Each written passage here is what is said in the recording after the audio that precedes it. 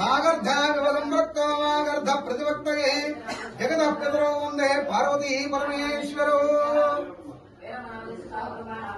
భక్తమాదేవికి 50 మంది భక్తులకి కూడా ఈ యొక్క కార్తీక పూర్ణిమ సందర్భంగా మన బాపట్ల జిల్లా నక్కబొక్కలవాడు వయా బల్లిగురం మండలం కొణిదెన గ్రామంలో 1800 సంవత్సరాల కిందట కోటి ఏనుగుల కొండిగణపతి రాజులు చోళ భూపాల రాజులు పరిపాలనలో ఉండగా ఈ యొక్క ఆలయ నిర్మాణం జరిగింది.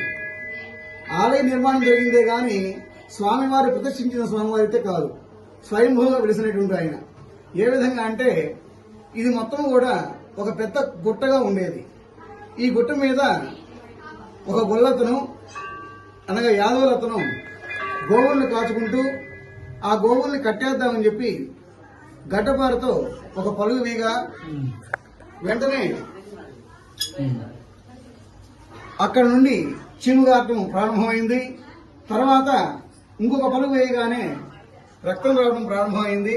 వెంటనే తన దృష్టికి వస్తా పోయింది.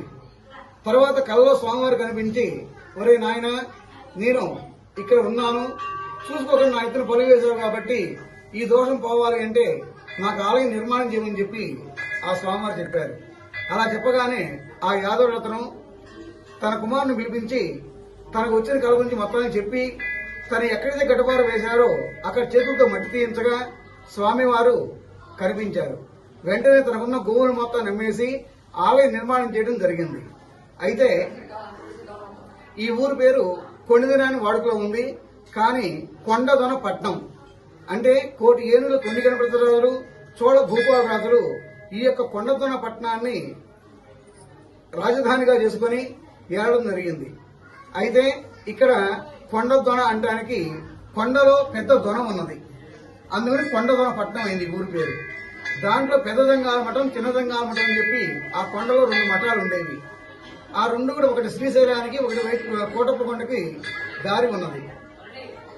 అయితే అందులో కొంతమంది మునీశ్వరులు తపస్సు చేసుకుంటూ అక్కడ బ్రహ్మగుండము అనగా దేవతలచే త్రవ్వబడినటువంటి చెరువు అది. ఆ చెరువులో స్నానం చేసి స్వామివారికి అభిషేకం చేసుకుని వెళ్లి వారు మళ్లీ తపస్సు చేసుకునేవారు.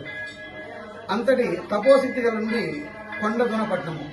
బ్రహ్మగుండంలో స్నానం చేసినట్లయితే సమస్త రోగాలు కూడా హరించుకుపోతాయని చెప్పి ప్రతి భక్తుడు కూడా విశేషంగా కార్తీక సోమవారము, కార్తీక పూర్ణిమ, మాస శివరాత్రి, పూర్ణిమ, ఏకాదశి, రవి సంక్రమణ అనగా సూర్యుడు ఒక రాశిలో నుంచి ఇంకో రాశిలోకి ప్రవేశించిన రోజున ఇక్కడ విచ్చేసి స్నానాలు చేసుకుని స్వామివారిని దర్శించి ఈ యొక్క స్వామివారికి అనుగ్రహం వల్ల అష్టైశ్వర్యాలతో భోగభాగ్యాలతో తొలదూగుతూ ఉంటారని చెప్పి ఒక ప్రతీత.